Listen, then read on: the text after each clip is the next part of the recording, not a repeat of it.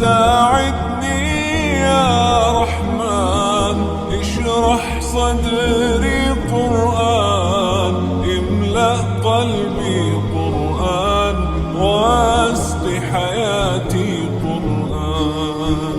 لله لله يهفو آملي، لله ولحفظ كتاب الله من أول بسم الله.